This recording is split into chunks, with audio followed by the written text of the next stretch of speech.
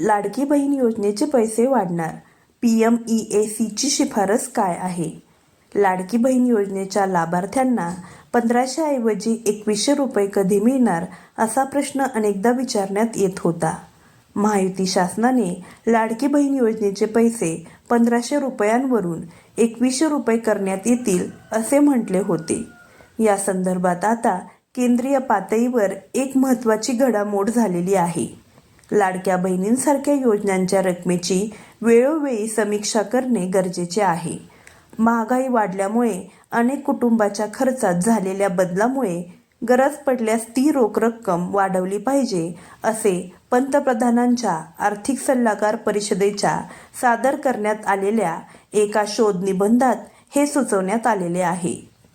PMEACने सादर केलेल्या अहवालात महाराष्ट्रातील माझी लाडकी बहीण योजना व ओडिसातील सुभद्रा योजनेचा अभ्यास करण्यात आलेला आहे.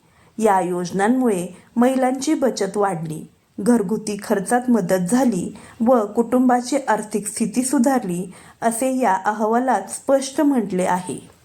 रोख मदतीसोबत महिलांना डिजिटल साक्षरता, कौशल्य विकास व स्वयंसहाय्यता गट यांच्याशीही जोडले जावे, त्यामुळे त्या आर्थिकदृष्ट्या अधिक सक्षम होतील, असे अहवालात म्हटलेले आहे.